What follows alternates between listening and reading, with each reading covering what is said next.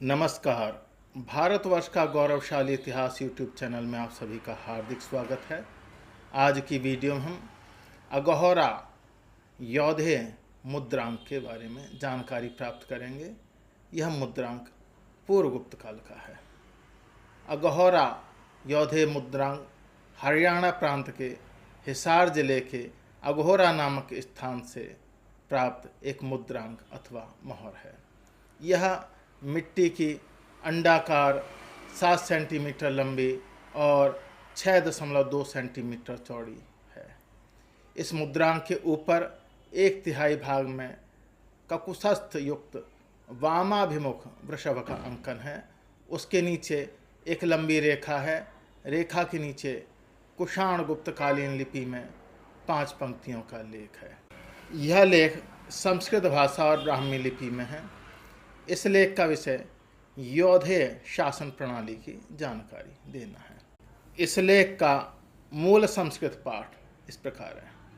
सायोध्येव गण पुरस्कृत्य महाराज महाक्षत्रप महासेनापतेरिंद्र मित्र गृहीतस्य महाराज महाक्षत्रप सेनापते प्रतिहत शासनस्य धर्ममित्र नंद वर्मण।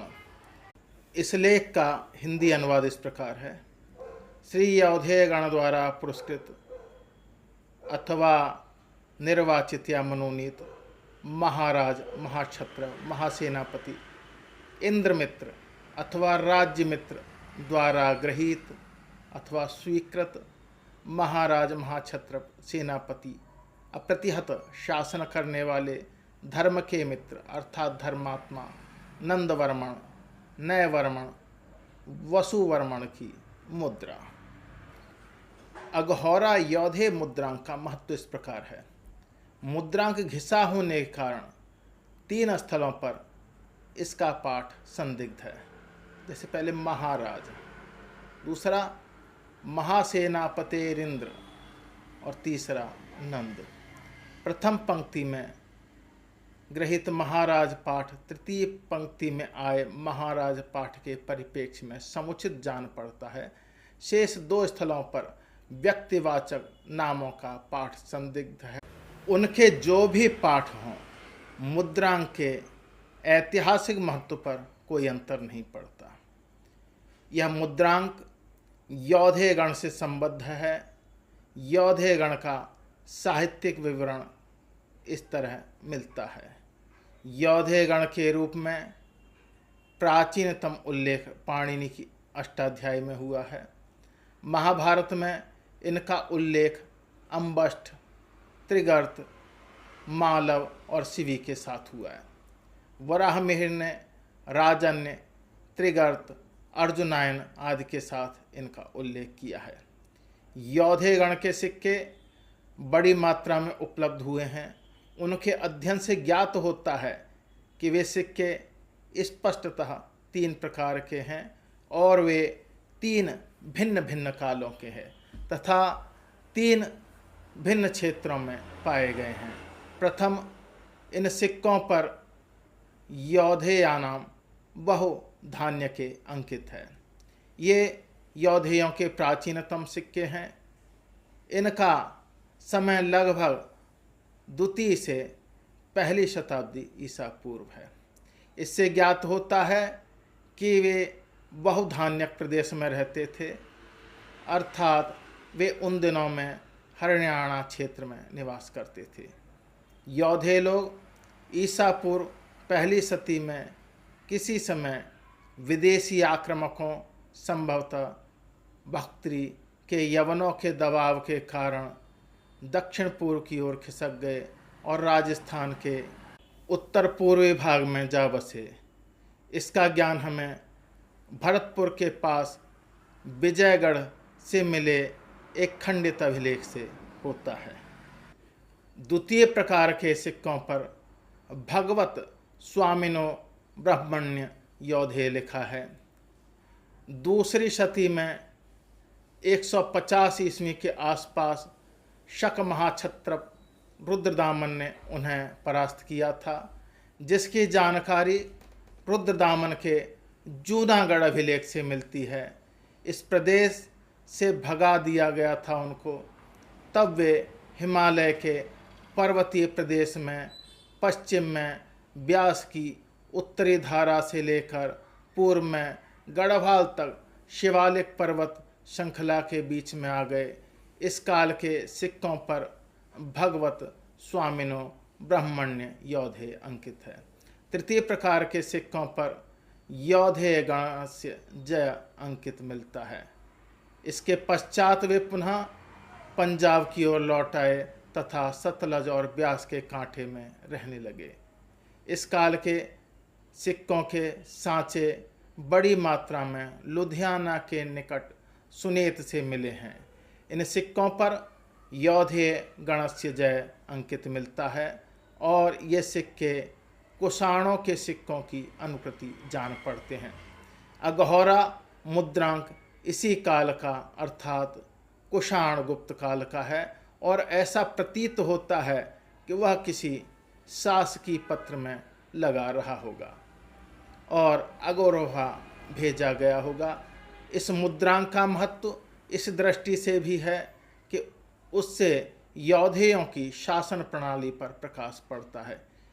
इससे ऐसा लगता है कि योधेगण अपने प्रधान को मनोनीत अथवा निर्वाचित करते थे और वह महाराज महासेनापति कहलाता था। इनमें यह प्रणाली 1 या 2 शताब्दी पहले ही चली आ रही थी। यह विजयगढ़ अभिलेख से स्पष्ट होता है। योधेगण के प्रधान के लिए महाराज शब्द का प्रयोग कदाचित इस बात का प्रतीक है कि इस काल में गणराज्य राजतंत्र की भावना से प्रभावित होने लगे थे। योधेयों के पड़ोसी कुणिंद के सिक्कों पर भी यह विरोध पाया जाता है। पाणिनि ने योधेगण को आयुधजीवी कहा है। इससे यह बात ज्ञात होती है कि यह लड़ाकू जाति थी और युद्ध में कुशल होना उनकी विख्याति थी। यह बात योधे नाम से भी ध्वनित होती है। कदाचित सैनिक होने के कारण ही योधे अपने प्रमुख को महासेनापति के रूप में जानते और पहचानते थे। इस कारण यह विरोध उनके साथ आरंभ से ही चला आ रहा होगा। महाक्षत्रप विरोध मूलतः ईरानी उपाधि है और इसका प्रयोग शक नरेशों के नाम के साथ मिलता है। पश्चिमी भारत पर पहली सदी से चौथी सदी ईस्वी तक शासन करने वाले शक नरेश इस विरोध का निरंतर प्रयोग करते रहे, पर भारतीय नरेशों के बीच इसने कभी लोकप्रियता प्राप्त नहीं की थी। ऐसी अवस्था में योधे गण के प्रधानों के द्वारा इसका प्रयोग कुछ असाधारण है। जब ये लोग राजस्थान में थे तब पश्चिमी शक महाक्षत्रप रुद्रदामन ने इन्हें वहाँ से निकाल कर बाहर किया। जान पड़ता है कि इन शकों के संपर्क में आने के पश्चात योधे शासकों को यह विरोध आकर्षक लगा होगा और तभी उन्होंने इसे अपनाया होगा। इस संभावना को विजयगढ़ अभिलेख में इस विरोध के अभाव में समर्थन प्राप्त होता है। इस मुद्रांक में नंदवर्मन, नयवर्मन, वसुवर्मन ने अपने को इंद्रमित्र अथवा राज्यमित्र द्वारा गृहीत बताया है। इस गृहीत शब्द से हमारा ध्यान गुप्त सम्राट समुद्रगुप्त के भीतरी अभिलेख में चंद्रगुप्त द्वितीय के लिए प्रयुक्त समुद्रगुप्त परिग्रहित की ओर जाता है। ग्रहित और परिग्रहित दोनों का शाब्दिक भाव ग्रहण किया हुआ है। इसे अडॉप्टेड या सेलेक्टेड भी कह सकते हैं। चंद्रगुप्त द्वितीय के संबंध में हम यह जानते हैं कि वह समुद्रगुप्त का ज्येष्ठ पुत्र नहीं था। वह अपने बड़े भाई रामगुप्त को हटाकर शासनारूढ़ हुआ था। अतः इसके शासनाधिकार को समर्थित बताने के लिए स्कंदगुप्त ने अपने भीतरी अभिलेख में इसका प्रयोग चंद्रगुप्त के लिए किया था। उसने यह बताने की चेष्टा की कि समुद्रगुप्त ने चंद्रगुप्त द्वितीय को अपना उत्तराधिकारी स्वीकार अथवा मनोनीत किया था। इस प्रकार इस मुद्रांक में ग्रहित शब्द का भाव होगा कि इंद्रमित्र अथवा राज्यमित्र ने नंदवर्मन अथवा नयवर्मन या वसुवर्मन को अपना उत्तराधिकारी मनोनीत किया था। यदि वस्तुतः इसी भाव का प्रयोग हुआ है तो यौधेय शासन प्रणाली में गण प्रमुख अपना उत्तराधिकारी मनोनीत करता था और गण परिषद उसका समर्थन करती थी। किंतु दक्षिण भारत के इक्ष्वाकु वंश के अभिलेख में चांतुमूल को महासेन परिगहस अर्थात महासेन परिग्रहित कहा गया है। वहाँ उसका भाव है महासेन अर्थात स्कंद कार्तिकेय का भक्त अथवा अनुयायी। इस दृष्टि संभवतः ग्रहित भाव का इस मुद्रांक के अनुयायी अर्थात इंद्रमित्र का स्थान ग्रहण करने वाला उत्तराधिकारी होगा।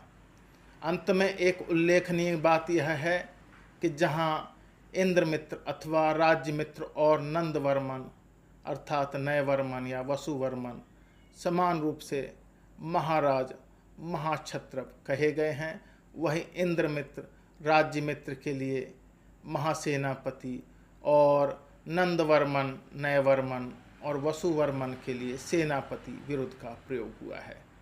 यह एक महत्व का अंतर है। यौधियों के गण प्रमुख की उपाधि महासेनापति थी, ऐसी संभावना है। उसके परिप्रेक्ष्य में यह धारणा है कि गण प्रमुख के जीवन काल में उसके उत्तराधिकारी का मनोनय होता रहा होगा और वह उत्तराधिकारी गण प्रमुख के जीवन काल में मात्र सेनापति माना जाता रहा होगा। इसी कारण मुद्रांक में इंद्रमित्र अथवा राज्यमित्र का उल्लेख हुआ है, अन्यथा उसके नाम के उल्लेख का कोई प्रयोजन न था।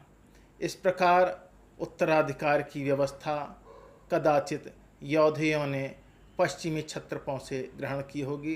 पश्चिमी क्षत्रपों के सिक्कों से प्रकट होता है कि महाक्षत्रप के जीवन काल के अंतिम दिनों में उसका उत्तराधिकारी मनोनीत किया जाता था और वह क्षत्रप कहा जाता था और वह महाक्षत्रप के निधन के पश्चात महाक्षत्रप कहलाने लगता था।